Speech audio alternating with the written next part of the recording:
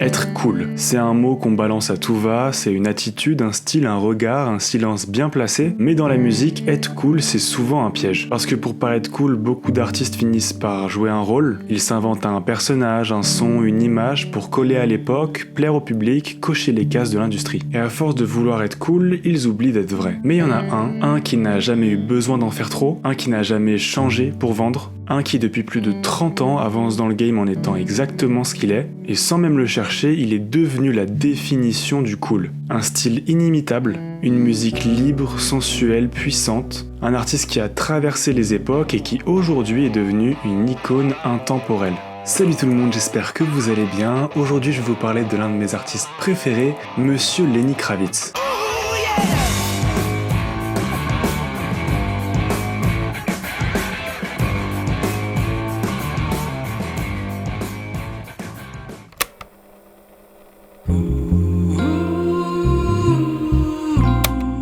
Leonard Albert Kravitz est né le 26 mai 1964 à New York dans le quartier de Manhattan. Déjà à la naissance, il porte en lui un mélange de culture et de contradictions. Son père Sy Kravitz est un producteur de télévision d'origine juive russe, ancien militaire, c'est un homme strict, parfois distant, plus à l'aise avec la discipline qu'avec l'émotion. En face, il y a sa mère, Roxy Baker, une actrice afro-américaine originaire des Bahamas. Et ce n'est pas n'importe quelle actrice, elle deviendra célèbre dans les années 70 pour son rôle dans le sitcom The Jeffersons, où elle forme l'un des premiers couples mixtes vus à la télévision américaine. Le couple, c'est déjà un symbole à l'époque. Un mariage mixte dans l'Amérique encore marqué par la ségrégation et les tensions raciales. Léonard grandit dans un foyer où les différences culturelles ne sont pas des barrières mais une richesse. Cette richesse s'accompagne aussi de tiraillements, il ne se sent jamais totalement chez lui, ni dans les cercles blancs ni dans les cercles noirs. Petit, il vit entre l'Upper East Side, un quartier bourgeois de New York, et Bed-Stuy, à Brooklyn, beaucoup plus populaire à l'époque. Mais il y a un endroit qui va profondément le marquer, les Bahamas, le pays d'origine de sa mère. Là-bas, il découvre ses racines, la chaleur des gens, les rythmes tropicaux, la spiritualité. C'est aussi là qu'il apprend à écouter, vraiment écouter, pas juste de la musique, mais la nature, les voix, les silences. Très jeune, Lenny est obsédé par le son. Il tape sur les casseroles, il détourne les objets du quotidien pour en faire des instruments. À 5 ans, il sait déjà qu'il veut faire de la musique et heureusement pour lui, son entourage ne freine pas ses envies. Ses parents l'emmènent voir Miles Davis, James Brown et Ella Fitzgerald. Il est aussi fasciné par les Jackson 5 et les Beatles. Il écoute aussi bien du jazz que du rock, de la soul, que du classique. C'est un véritable caméléon musical et c'est ce qui fera sa force un peu plus tard. Bon, derrière cette enfance en apparence dorée, tout n'est pas si rose. Les tensions entre ses parents s'intensifient, le couple s'effrite, Sy trompe Roxy et le petit Léonard en souffre. Ses parents divorcent au début des années 80 et ça va profondément le marquer. Il perd une sorte de repère, de structure, mais derrière ce vide, il va le combler avec la musique.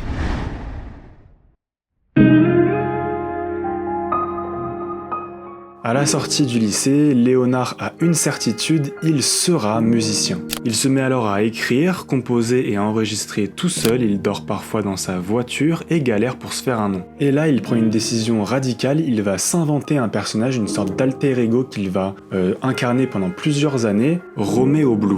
Avec ses lentilles de couleur bleue, ses vêtements futuristes et son look excentrique, Romeo Blue est une sorte de Prince sous acide, un croisement entre le funk, le glam et la science-fiction. Il espère que ce déguisement le rendra plus marketable aux yeux de l'industrie qui est encore assez frileuse par rapport aux artistes hybrides. Il enregistre plusieurs maquettes sous ce nom, il tente de percer mais les maisons de disques ne mordent pas. Personne ne sait vraiment trop quoi faire de lui, sa musique est trop rock pour être R&B, beaucoup trop soul pour être rock, trop bizarre pour les maisons de disques. Ce rejet il va être salvateur parce que Lenny comprend qu'il ne peut pas tricher, que pour toucher les gens il doit être lui-même, donc exit les lentilles, exit Romeo Blue et tous les artifices. Il retourne à la base, sa voix, sa guitare et son histoire. En parallèle, Lenny vit une histoire d'amour intense avec l'actrice Lisa Bonet, star de The Cosby Show. Elle est elle aussi métisse, rebelle, anticonformiste et totalement fascinée par l'univers de Lenny. Ensemble, ils forment un couple mythique, magnétique, presque mystique. Lisa joue un rôle crucial dans la naissance de l'artiste Lenny Kravitz tel qu'on le connaît. Elle l'encourage à rester fidèle à lui-même, à ne pas chercher à rentrer dans les cases, et c'est là que tout commence à s'aligner. En 1989, à 25 ans, Lenny sort son premier album officiel, Let Love Rule. Il l'écrit, le compose, le produit et joue quasiment tous les instruments.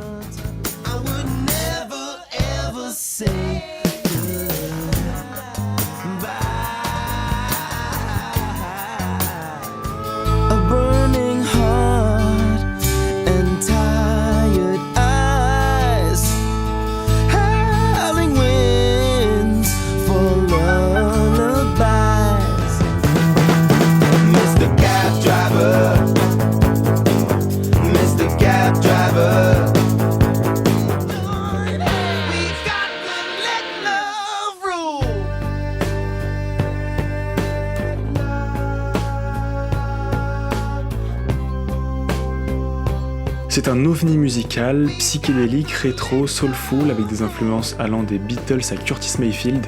L'album est loin d'être un carton immédiat aux États-Unis où il est perçu comme trop vintage, trop hippie dans une époque dominée par le hip-hop naissant et la pop synthétique. Mais en Europe, c'est un choc culturel, le mélange rock, soul, funk, sa voix unique et surtout sa capacité à tout faire lui-même, que ce soit l'écriture, la production et les instruments. En France, en Angleterre, en Allemagne, la critique est très élogieuse, on le compare déjà à Prince, John Lennon et à Jimi Hendrix, et ce buzz européen rejaillit peu à peu aux États-Unis où le public commence à s'intéresser à ce phénomène venu d'ailleurs. L'album finit par se vendre à plus de 2 millions d'exemplaires dans le monde. Lenny Kravitz arrive à contre-courant du son de son époque. À la fin des années 80, l'industrie est saturée de synthé, de boîtes à rythme, de sons artificiels, et voilà qu'un gars arrive avec ses guitares, sa voix, sa musique brute, un peu fait à l'ancienne. C'est un retour aux racines, mais avec une sensibilité moderne, il rouvre une porte vers le rock psychédélique et la soul des années 70. Ce style va inspirer la vague néo-soul du début des années 90, notamment avec Erykah Badu, D'Angelo, Lauryn Hill. Après la sortie de l'album, Lenny part en tournée d'abord en Europe, où il est plus attendu qu'aux États-Unis. Il joue dans des petites salles au départ, notamment à Paris, à l'Élysée-Montmartre en novembre 89. Ce sera l'une de ses premières scènes marquantes et elle va le lier au public français pour la suite de sa carrière. Petit à petit, la taille des salles augmente, il va notamment faire des premières parties d'artistes bien plus établis, notamment Tom Petty et David Bowie, ce qui est assez symbolique. Bowie étant une icône pour Kravitz, et l'avoir en mentor de tournée, même partiellement, c'est un vrai passage de flambeau artistique. L'année suivante, il entame une tournée américaine, cette fois-ci avec un peu plus d'attention médiatique, notamment grâce à sa collaboration sur le titre Justify My Love de Madonna, qui deviendra un énorme hit mondial. Ce coup d'éclat attire les projecteurs sur lui et crédibilise son talent aux yeux de l'industrie.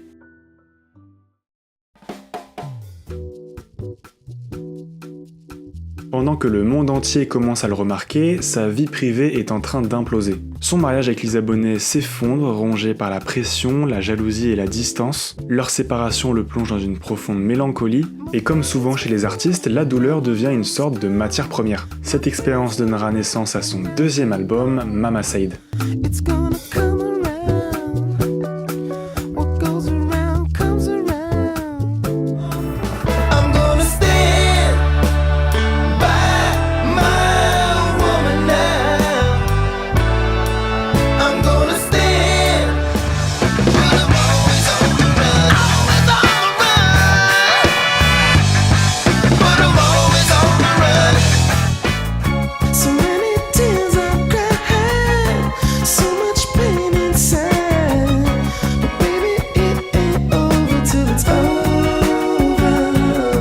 Plus introspectif, plus rock, l'album est porté par des titres comme It Ain't Over Till It's Over, c'est dur à dire. C'est une balade soul qui explose dans les charts, et Always on the Run, un banger funk rock. C'est un projet où il mêle riffs tranchants, orchestration soyeuse et confession brute. Il n'est plus juste l'artiste vintage cool, il devient le mec qui fait des tubes, et c'est ce projet qui va faire de Lenny Kravitz une référence planétaire. 4 millions d'exemplaires vendus, certifiés platine aux États-Unis, en France, en Allemagne, en Italie. Il tourne désormais dans le monde entier, et cette fois il enchaîne les plateaux télé, les couvertures de magazines et les collaborations de prestige. Et surtout il gagne une aura rare, digne des plus grands, celle d'un artiste inclassable et totalement libre. Son look explose, dreadlocks, lunettes rondes, collier spirituel, torse nu. Il devient une icône de style autant que de son, un symbole de ce qui est cool.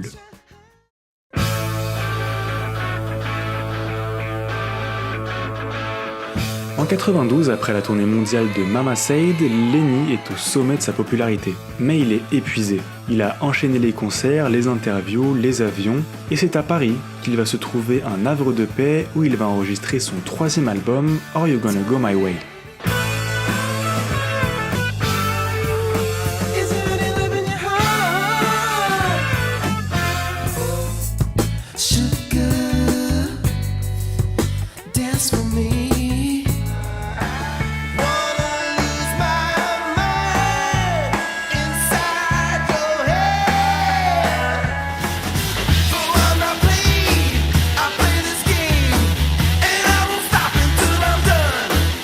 L'album est une lettre d'amour au rock des années 60 et 70, Hendrix, Zeppelin, Lennon, tout est là mais avec cette touche bien à lui. Ce mélange de soul et de funk, on y trouve des titres spirituels comme Believe, des ballades à fleur de peau comme Even Help, le clip Are You Gonna Go My Way réalisé par Mark Romanek tourne en boucle à la télé et à la radio, Lenny confirme qu'il est bel et bien l'incarnation du cool. L'album explose, numéro 1 au Royaume-Uni, en Australie, en Allemagne. 4 millions d'exemplaires vendus, encore une fois, c'est la consécration. Mais derrière les projecteurs, il vit une terrible épreuve. Lenny perd sa mère, Roxy Baker, emportée par un cancer. C'est un choc, il est perdu, déboussolé, l'industrie le fatigue, les mondanités l'ennuient. Il voit les coulisses, les masques, les jeux d'ego. Il commence à se poser des questions, à quoi bon ?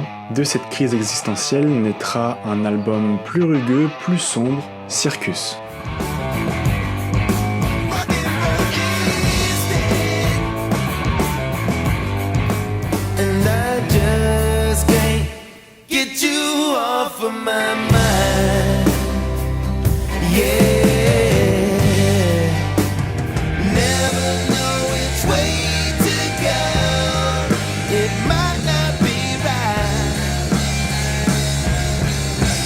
Dès le titre d'ouverture Rock'n'Roll is Dead, le ton est donné, Lenny balance tout, il critique l'industrie et le succès. Musicalement, c'est un projet un peu moins accessible, les guitares sont lourdes, le son est brut et les textes parlent de foi, de solitude et de perte. Sur God is Love, il parle directement à sa mère, sur Can't Get You Off My Mind, il laisse tomber l'armure pour livrer une balade d'une sincérité bouleversante. L'album ne cartonne pas autant que le précédent, on parle quand même d'1,5 million d'exemplaires. Mais pour les fans, c'est un de ses projets les plus profonds, pas de façade, juste un homme qui doute, qui souffre et qui cherche un sens. Après ça, Lenny s'éloigne, il retourne vivre aux Bahamas dans une maison où il fabrique un petit studio, loin des villes, des contrats, des paillettes. Il se recentre sur ce qu'il considère le plus important, il médite et il lit la Bible.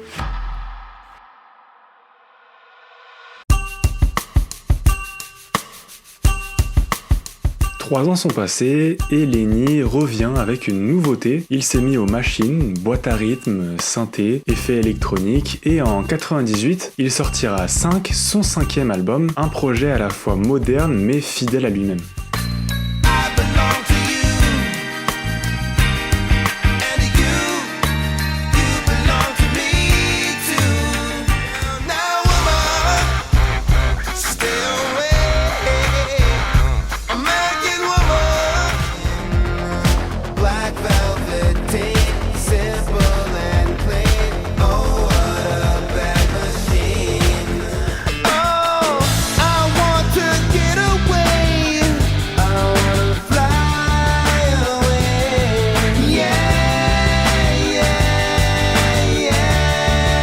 Fly Away sera le morceau le plus écouté de l'album et même celui qui aura le plus de succès dans la carrière de Lenny Kravitz. Assez drôle quand on sait que ce morceau a été enregistré à l'arrache et ajouté à la dernière minute sur l'album. C'est un succès mondial, tube radio, pub pour voiture, générique de film, Fly Away est partout. Et Lenny aussi, il rafle le Grammy Award du meilleur chanteur rock masculin, le premier d'une série de 4 années consécutives, c'est tout simplement du jamais vu. Après l'album, il enchaîne directement sur un nouveau hit mondial avec Again, une balade nostalgique.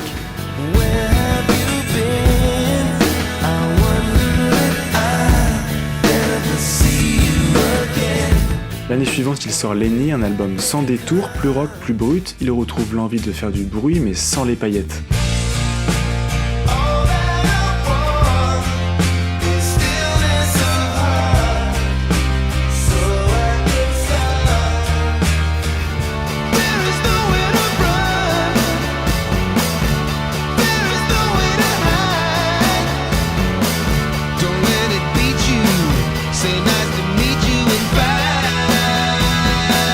L'album passe un peu sous les radars, il n'y a pas de hit énorme, il n'y a pas de clip extravagant, mais c'est peut-être mon album préféré de Lenny Kravitz.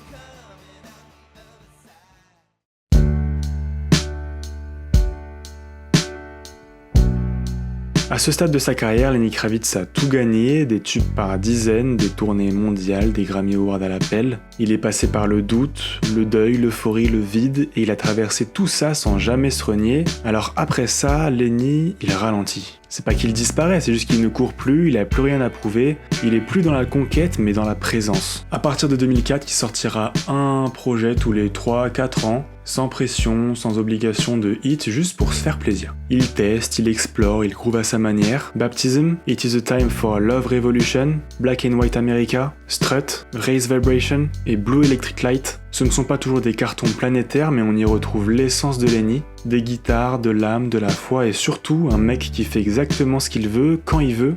Calling all angels,